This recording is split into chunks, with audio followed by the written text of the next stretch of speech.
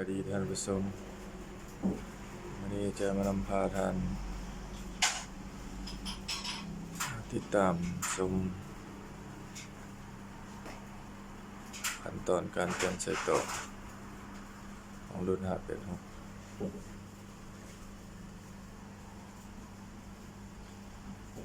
ขั้นตอนการเปลี่ยนก็ยุ่งยากหน่อยนึงเนาะ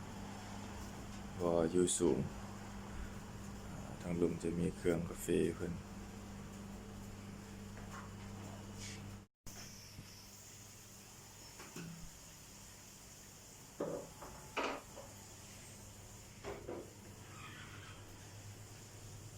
อันนี้ใส่ที่ใส่แล้ว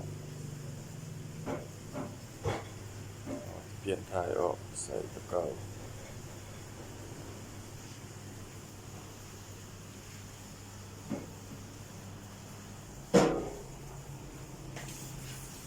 ขั้นตอนการล้าง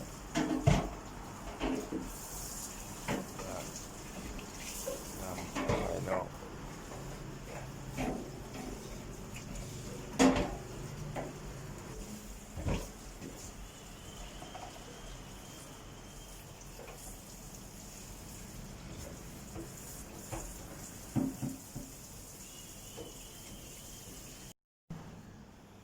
อันนี้คือใส่ต่อใหม่เนาะสีเกียมจะเปลี่ยน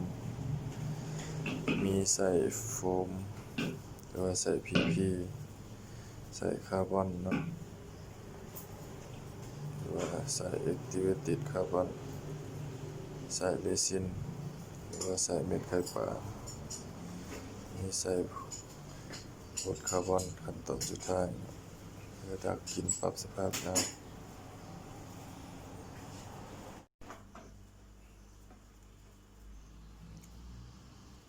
ขั้นตอนใส่ UV ประกอบใส่กับใส่กรดคาร์บอน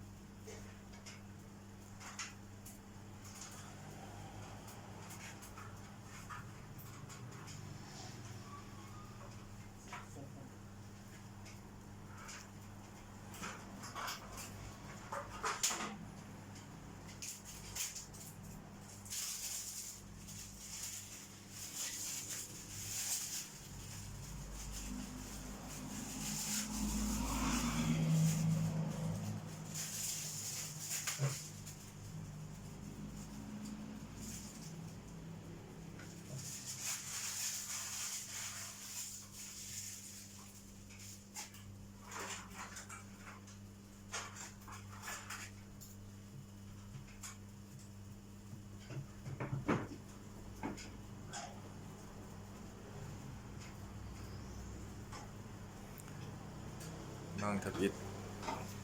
จะใส่โฟมก่อนโม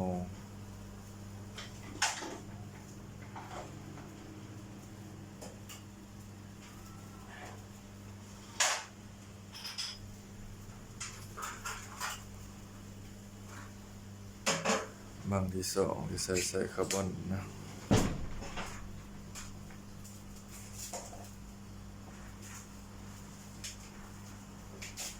วันที่ใส่ต้องแกะพลาสติกหุ้มห่อจากโรงงานออกก่อน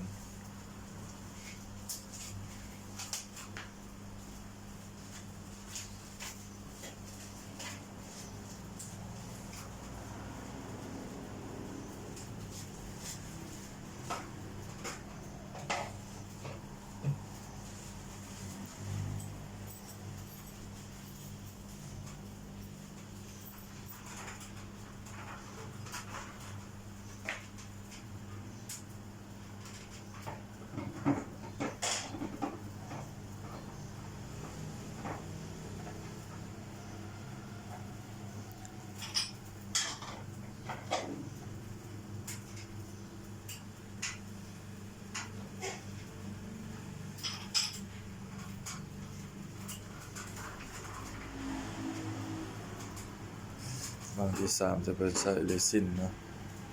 ต้องดับหินปูนลดความกระด้างของน้ำ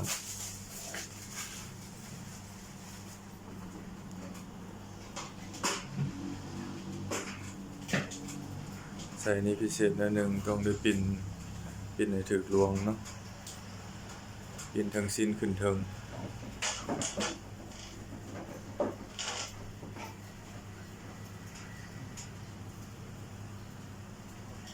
บ่แน่นต้องใส่กระเจเป็นบ่วงดำหั่นเข้าเนาะเพื่อกันน้ำซึมน้ำหอมเนาะถือว่าเป็นการประกอบที่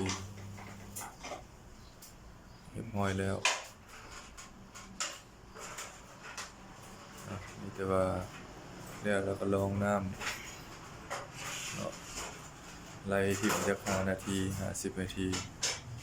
ถือว่าเสร็จสมบูรณ์อันนี้คือขั้นตอนการไล่หลังจากเปลี่ยนใส่ตองแล้วต้องไล่5 นาทีหรือ10 นาทีร้านลูกค้ากาแฟเนาะเครื่องกาแฟเพิ่นสามารถมาอุดหนุนเพิ่นได้เนาะเขตโพนสีนวลเพิ่นเอาน้ำเฮา2 เครื่องเนาะงานนี้ลูกค้าขาประจำเนาะอันนั้นรุ่น564 UV